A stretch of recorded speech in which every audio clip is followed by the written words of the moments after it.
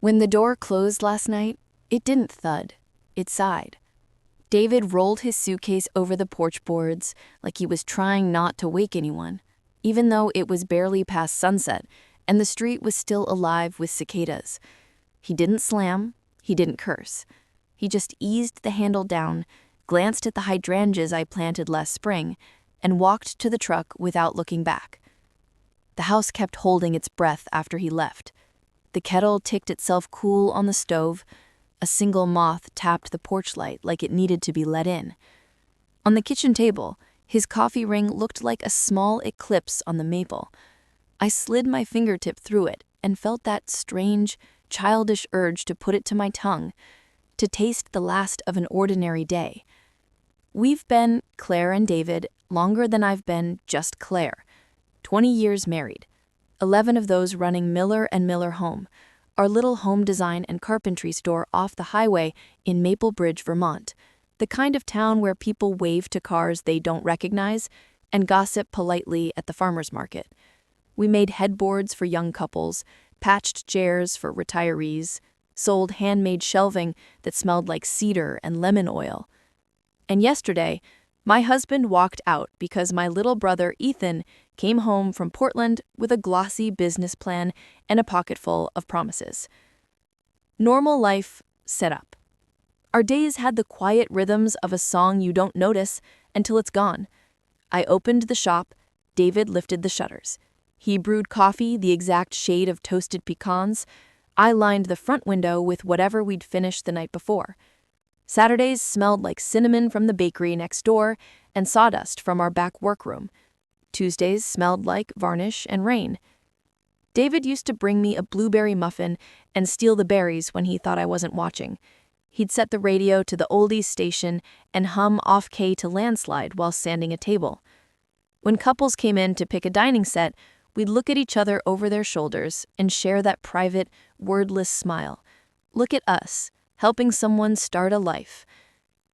Ethan is 5 years younger than me and born with a grin that opens doors and forgiveness. He left Vermont as soon as he could. Internships, startups, ideas. He could pitch a vegetable peeler like it could fix your marriage. He came back at Thanksgiving with new hair and new shoes and stories about brand partnerships and scale. He loved our pieces, the warmth, the authenticity, but insisted our brand needed oxygen. He talked about Shopify integrations and micro-influencers, wholesale partnerships, and pop-up showrooms in Boston. People will pay for story, he told David, tapping the table like a drum. And you two have it.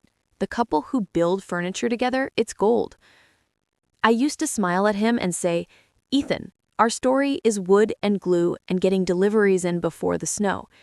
He'd wink and say, exactly, real. And David would laugh, and I'd feel slightly outside the room even while I was in it. I want to tell you it was harmless, that I was being dramatic, that I've always been the careful one, where he's the dreamer. But if you ask a woman when she first felt the floor give, she'll tell you the exact moment. Mine was a Tuesday when the phone rang at 7:12 a.m. and David took it in the laundry room with the door shut. The laundry room has a cheap, hollow door that sounds like a drum when you press your ear to it.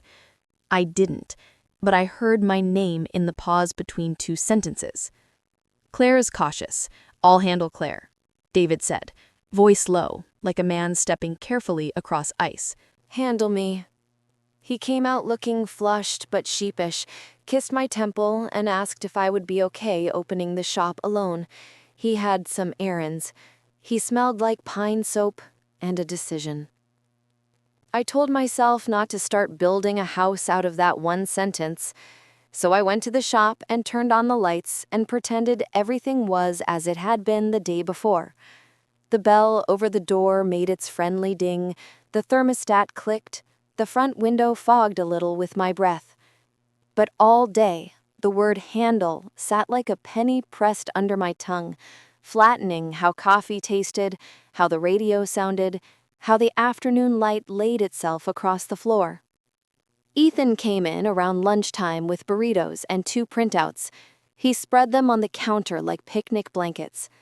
Brand refresh concepts, he said, tapping the headers. Miller and Miller goes national. We keep the soul, scale the story. There's a boutique in Burlington that wants to test bed frames.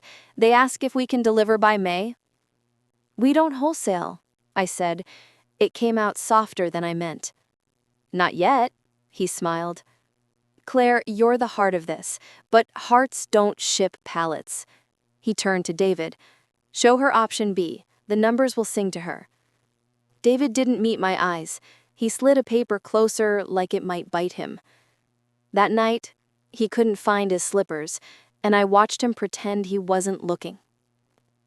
The shop has a back office with a cheap metal file cabinet and a window that faces the alley where the bakery tosses flour in the morning. On Thursdays, I do invoices there and wipe lemon oil across the desk when I'm done. It makes the room feel less like a makeshift and more like a promise. 2 weeks after the laundry room phone call, I reached into the cabinet for our vendor folder and found a new one. Thick, expensive paper, tabbed neatly. Partnership Agreement, ER Ventures times M&M Home. ER, Ethan Reed. Inside, timelines, projections, a logo I'd never seen, and a signature block with 2 names already filled, Ethan Reed and David Miller. My name was nowhere. I didn't cry, I didn't slam. I sat very still and read until the words blurred not from tears, but from that peculiar dizziness you get when the world tilts, but nothing has moved. The last page had a banking instruction sheet, ACH details for a new account, not ours. A note in David's handwriting, temporary float for digital build. His pen trusts the future more than I do. Someone laughed outside, the bakery girls on break, and the sound came into the office like a draft. I put everything back exactly as I found it, closed the drawer, and washed my hands. Lemon oil, pine soap, coffee. I noticed everything by its smell, as if my body needed proof the world was still here. When you love a man for 2 decades, you know his tells. David's are little. He clears his throat before he lies by omission, he rubs his eyebrow when he thinks of money, and he kisses the air near my cheek when he's leaving something unsaid. That week, he did all 3. He also started staying late after we closed, catching up on orders. The receipts folder on our shared computer developed gaps, like a smile missing teeth. Consulting, prototype, digital asset production, small transfers, then larger ones. Not catastrophic, not harmless. I told myself, don't accuse a storm because you felt a drop. I also told myself, put a bucket under the leak. So I listened, I counted. I watched how the men I loved moved around me, as one with the heavy care of a husband and one with the bright surety of a brother, as if I were a chair they didn't want to bump. Ethan started calling me sis more often, a word that can be love or distraction, depending on the afternoon. He brought in a videographer to film content. He draped a throw over a ladder-back chair I'd spent 7 hours refinishing, and told a young woman to give me wistful but attainable. He grinned like he invented gravity. David nodded like a man being shown the ocean for the first time. Claire, he said that evening, unlocking the door for me, could we talk numbers tomorrow? Numbers have been talking all week. I'm listening. He looked at my face the way you look at a sky you're trying to predict. Then he kissed the air near my cheek and said he'd grab milk on the way home. He didn't. I could have confronted them then. I could have slammed the folder on the counter and demanded why my name had been erased from the fine print of my own life. Instead, I did something quieter. I called our bank. Just routine, I told Linda, who's been watching Maple Bridge folks float and sink for 30 years. Printouts from the last 6 weeks?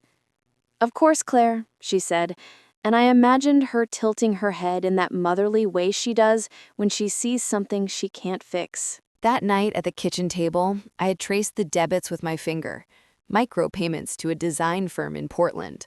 Wire fees to a new account. A small loan draw I didn't recognize, approved with both owners' signatures. Both owners. My thumb pressed so hard into the paper it left a crescent. In the silence, the house ticked and settled, a ship adjusting itself to a new weight. I pressed my palm flat over the numbers and said, out loud to no one, not yet. Not yet to the fight. Not yet to the leaving. Not yet to becoming a woman who throws plates into a sink to hear something break besides her. I went to bed late and lay on my back listening to David breathe. I could smell sawdust in his hair and something sharper underneath, the scent of a man who has already stepped into another room, even if his body is still in yours. The morning it all came undone started like any other, quiet, steady, deceiving. I opened the shop alone because David had an early meeting. I didn't ask where. I'd stopped asking. Questions had started to feel like invitations he didn't want. By 9:30, the sun hit the front windows in thin golden bands, warming the display chairs. I was polishing a walnut tabletop when Ethan walked in with that restless, caffeinated smile he wore when he was selling a dream. "Claire," he said, loud enough that Mrs. Bennett from the bakery next door looked up. "You look radiant today." "Thanks," I said, not looking up. "Radiance smells like lemon oil and suspicion." He laughed like I was joking. Then I saw the leather folder under his arm. "David around?" "No. Should he be?" "He said we'd go over the investor brief together." I set the cloth down. "Investor?" He froze for a breath, then recovered. "Oh, nothing big. Some local capital. People want in." I smiled. "A small, cold thing. And your husband's your contact for that?" "Claire, come on. You're overthinking again." That word, again, landed sharp. He started toward the back office. I stepped in front of the door. "Not this one, Ethan." His grin faltered. "What's the big deal? It's a shared business." "Yes, shared." For the first time, his confidence slipped. He looked at me like a child caught with something that doesn't belong to him. "Fine," he said. "You'll see soon enough. It's good for everyone." He left, and I stood there, shaking, not with fear, but clarity. By noon, I'd made my decision. If they wanted to build something without me, I'd see exactly what they were building. When David came home that night, I was calm. Too calm.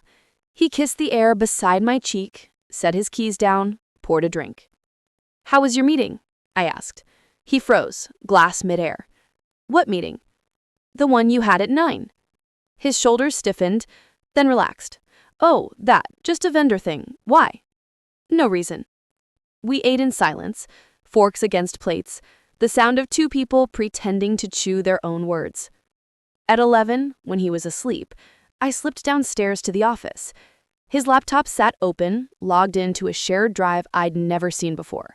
Folders labeled ER Ventures, Launch Plan, Investor Deck. I clicked through until I found the document that stopped my heart. Miller & Miller Home Rebrand Proposal. Phase 2 Transition. Remove Claire Miller from active partnership role upon successful funding round.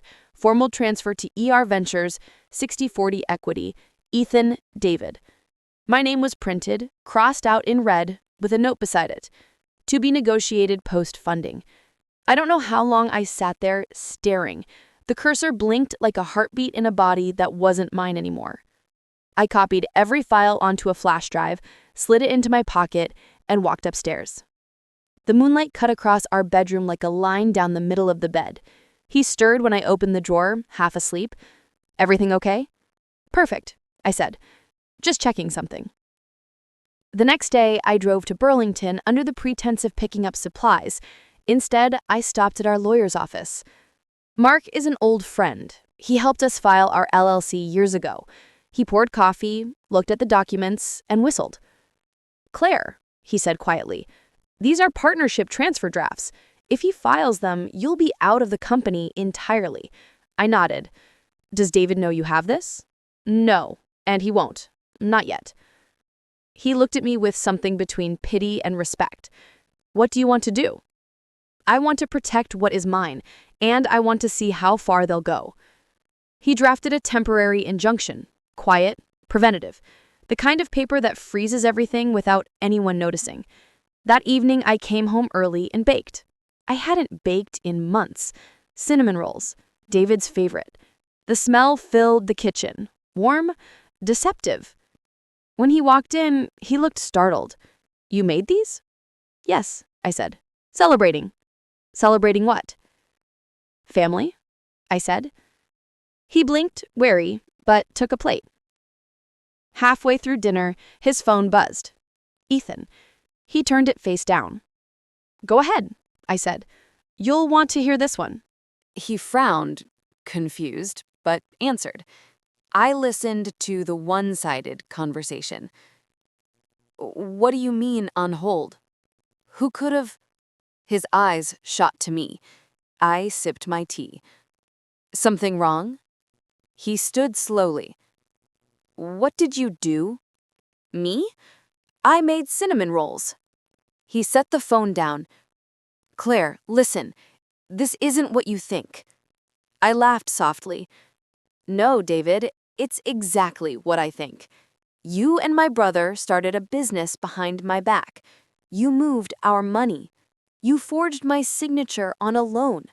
And when the funding came through, you planned to erase me." He opened his mouth, closed it, then said, "It wasn't like that." "Then tell me what it was like." He ran a hand through his hair. "Ethan said investors wanted a cleaner structure. Too many owners looked messy on paper. It was temporary." "Temporary," I repeated. "Like trust." He looked at me with something close to regret, but not enough of it. "You weren't supposed to find out yet," he said. That "yet" broke something final inside me. I stood. "You have one night, David. Pack what you need. Tomorrow, the locks change." He didn't argue. He just looked down at his ring and slid it off. "I loved you, Claire," he said quietly. "Then you should have loved me enough to keep me in the story," I replied. He left the next morning without breakfast, just a suitcase and a shadow that lingered in the doorway long after the truck disappeared. Ethan didn't call. He texted once. It wasn't personal. Business moves fast. I didn't respond. What neither of them knew was that the injunction froze every account tied to the new venture. The investors backed out. The launch ended before it began. Ethan's Portland firm went under within a month. David took a contracting job out of state. And me? I kept the shop. Renamed it Maple Home Designs. I hired a young carpenter from the community college and an older woman from the bakery to handle front sales. Sometimes people still come in and ask if my husband's around. He's not, but the heart of this place still is. 2 weeks after David left, Maple Bridge started whispering. In small towns, secrets don't stay secrets, they ferment. They turn into gossip, and gossip becomes gospel. Mrs. Bennett from the bakery was the first to ask. "Honey, everything all right with David? Haven't seen him pick up muffins lately." I smiled. "He's traveling."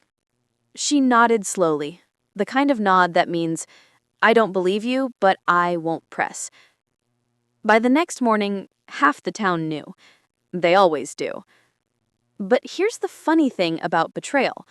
Once the truth breathes, it doesn't suffocate you anymore. It suffocates them. A week later, the Burlington Business Journal ran a small piece titled, "ER Ventures Fails to Launch Amid Funding Freeze." They used a photo from Ethan's LinkedIn, the one where he stood in front of a brick wall with his sleeves rolled and his confidence ironed on. I didn't send them the story, but I know exactly who did. Our lawyer, Mark's secretary, has a cousin who writes for that paper. Vermont's small like that. The article said the accounts were legally restricted, pending review. It didn't mention me by name, but everyone in Maplebridge knew who had been erased from the deal. By noon that day, 3 customers dropped by just to check in. They all bought something small they didn't need: a lamp, a bowl, a cutting board. One of them left a note. "Good for you, Claire. Some people forget who built the table they're eating at." Ethan called me that evening.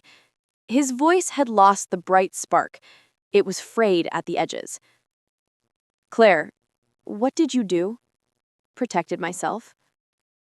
"You've ruined me." "No, you ruined yourself." "I just turned the lights on." He didn't respond.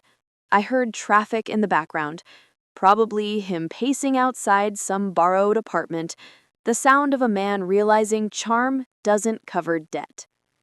He said finally, "David didn't mean for it to go this way. Then he should have chosen a different road." I hung up. And just like that, the silence that followed didn't feel heavy anymore. It felt earned. The next Sunday, I went to church for the first time in months. Not because I needed forgiveness, but because I needed stillness. The pastor spoke about rebuilding from ruin. He said, "Sometimes God allows walls to crumble because we built them with the wrong hands." I sat there, hands folded in my lap, thinking of the walls David and I built: wood, plaster, love, deceit. I'd helped every nail go in. I'd ignored the creaks. After the service, people came up to hug me. Small town sympathy is gentle but noisy. I smiled, accepted the casseroles, and went home to an empty house that finally felt like mine. That same week, the town hosted their annual spring market. Stalls along Main Street, handmade crafts, food trucks, local artists. It used to be our busiest weekend of the year. This time, I went alone. I set up my booth early, arranged the furniture pieces, simple, sturdy, honest. By noon, the place was full. Then I saw him, David, walking through the crowd, head lowered, hands in pockets. He looked thinner. The beard was gone, the wedding ring, too. He stopped at the edge of my booth, staring at the table we had built together years ago. The first one we ever sold. Walnut, hand-sanded, edges soft as breath. I'd kept it as a display piece all these years. "You kept it," he said quietly. "I built it," I replied. He nodded, eyes glistening. "You look good, Claire." "I am good," I said. He swallowed hard. "I didn't think Ethan would." I stopped him with a look. "Don't do that. Don't make this about what Ethan did. You had choices." He took a deep breath. "I'm sorry. I know. I'm just not sure what that fixes." He looked at the table again, ran his fingers along the edge. "This one's perfect." "No," I said. "It's got a scratch on the back leg," but I stopped sanding it down. "Some marks are supposed to stay." He blinked slowly, and then smiled, a small, sad smile. "You were always stronger than me. I just stopped mistaking silence for strength," I said. We stood there in that pause, the kind that could have been a goodbye or forgiveness, depending on the next breath. Then he turned to go. I watched him walk away again, this time without a suitcase, and without taking my piece with him. Later that evening, the spring market judges came by. "Ms. Miller," one of them said, holding a clipboard, "you've won Best Local Artisan." I laughed. "For what?" "For staying." He meant for the craftsmanship, but I knew better. When they handed me the ribbon, I pinned it to the old walnut table, the one with the scratch, and thought, sometimes the things that survive the fire are the ones worth keeping. That night, I sat on my porch with a cup of chamomile tea and watched the sky bruise itself into twilight. Fireflies flickered near the hydrangeas, the same ones David had stared at the night he left. The air smelled like rain and wood shavings, familiar, grounding. And for the first time in a long time, I didn't feel betrayed or abandoned. I just felt alive. Because here's what no one tells you about starting over. It's not loud. It's quiet. It's the sound of your own footsteps when no one else is walking beside you, and realizing they're enough. But life has a strange rhythm. Just when you think it's done speaking, it hands you one more line. The following week, I received a letter, hand-addressed, old-fashioned, no return name. Inside, a check, $25,000, and a note. For the foundation, you earned every board, every nail. Start again, Claire. D. I stared at the paper until it blurred. I didn't cash it. I framed it. Because some debts can't be repaid with money, only with peace. 6 months passed before I realized the house no longer echoed when I walked through it. It wasn't silence anymore. It was space. There's a difference. I'd replaced the curtains David liked with linen ones that let the morning sun through like spilled honey. The smell of sawdust and lemon oil still lived in the walls, but now it mixed with something gentler. Lavender. Maybe peace. Maple Home Designs was thriving again. Not booming, not flashy, just steady. And steady felt like luxury. Customers came for furniture, but they stayed for conversation. Some days, I'd catch myself telling new couples stories about how every table has a heartbeat, how every scratch means someone lived a life around it. They'd nod, smile, and one woman even said, "I think you build more than furniture here, Claire. You build healing." I wrote that line on a chalkboard above the counter, and maybe it's true. My brother Ethan never came back to Maplebridge. Last I heard, he'd moved to Seattle, started consulting. He sent one postcard months later, a skyline, a few rushed words. "Hope you're doing okay. I messed up. I'm sorry. E." I stared at it for a long time before pinning it on the corkboard behind my desk, not as forgiveness, not as closure, just as proof that people can grow roots again after they've been pulled out. Because the truth is, I don't hate him anymore. I did for a while. That bitter, exhausting hate that tastes like metal and regret. But hating him kept me tied to a story that wasn't mine anymore. So one morning, over coffee and sunlight, I whispered, "You're free, Ethan, and so am I." Then came the letter. Not from him. From David. He sent it through Mark, our lawyer. No legal nonsense this time, just a handwritten page online, stationery. The kind that wrinkles where tears land. "Claire, I still think about that table. The one with the scratch. I didn't deserve to stand beside it. Or you. I wanted more, and in chasing it, I broke the only thing that was already enough. I hope the shop still smells like cedar. I hope you're still humming to the radio. I hope you remember that you built something good, with or without me." Don't reply. Just know that I finally understand the difference between building and taking. David. I read it 3 times, folded it neatly, and slid it into the drawer next to my wedding ring. Both belonged to the past, but both deserved to rest somewhere safe. That summer, a local news outlet did a feature on women entrepreneurs rebuilding small-town businesses after setbacks. They came to the shop with cameras and asked, "If you could tell your younger self one thing, what would it be?" I laughed, probably to trust my gut more than the spreadsheet. Then, after a pause, and to never confuse partnership with peace. The first needs 2 people. The second only needs 1 brave one. When the piece aired, I didn't expect the response.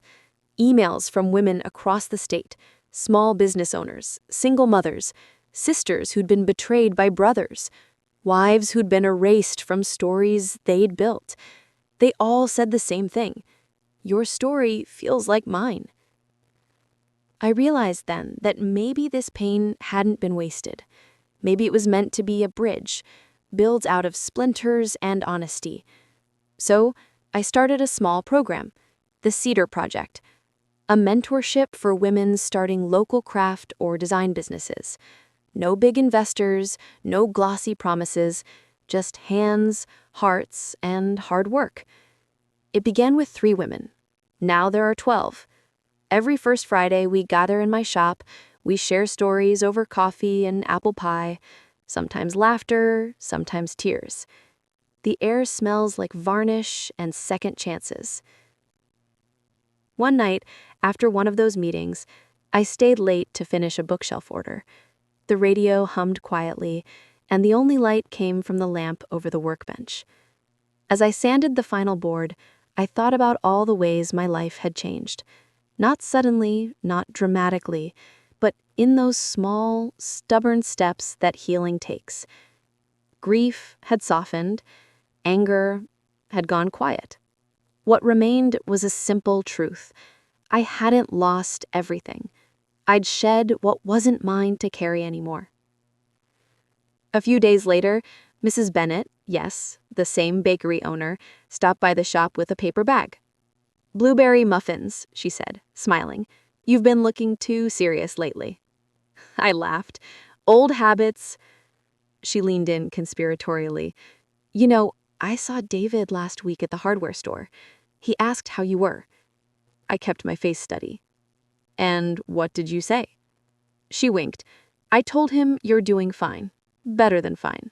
When she left, I sat at the counter with that muffin, tore it open, and smiled at the sight of a single blueberry missing, like old times, but without the ache. I ate it slowly. Sweet, tart, real. That evening, I took a drive out to Lake Champlain, the same spot David and I used to visit when business was good and life felt easy. The lake shimmered under the setting sun, all gold and silver ripples. I parked, rolled down the window, and whispered into the wind, "I forgive you. And I forgive me too." Then I laughed.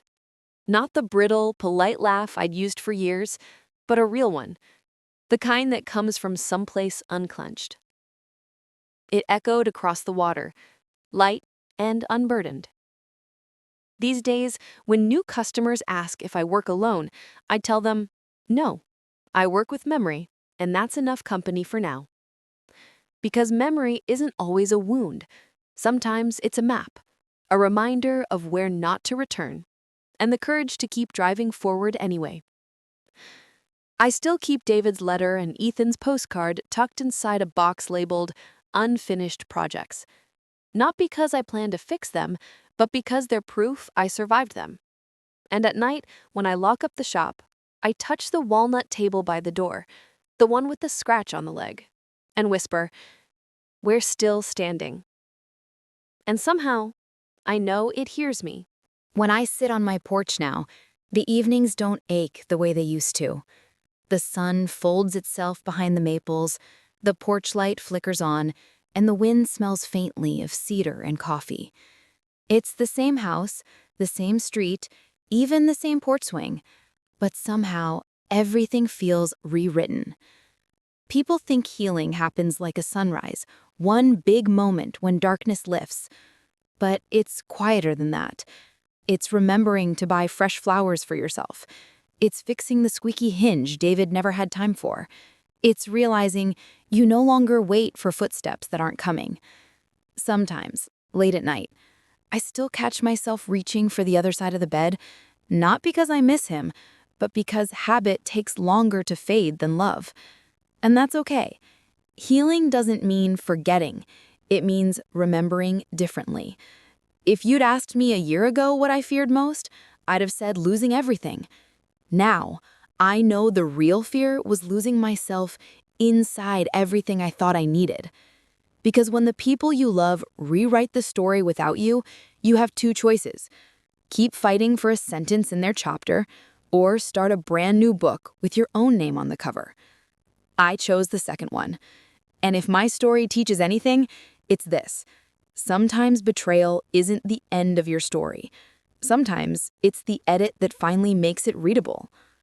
To anyone listening, maybe you've been erased from something you built. Maybe someone took your trust and spent it like loose change. Or maybe you're sitting in a quiet house tonight, thinking about what walked out the door. I want you to know, you are still whole. You are still worthy of the life that remains. And you can rebuild, board by board, until what stands is stronger than what fell. Start where you are, with what you have, even if all you have is the courage to breathe through one more night. Because one day, sooner than you think, you'll wake up and realize the storm is over, and the only sound left is peace. This is my story. I'm Claire Miller, and I learned that sometimes the hardest goodbyes lead to the most honest beginnings. Would you have done what I did? Would you have let them go or fought to stay? Tell me in the comments below. And if my story found a place in your heart tonight, make sure to subscribe. Because sometimes sharing the pain helps someone else find their strength too.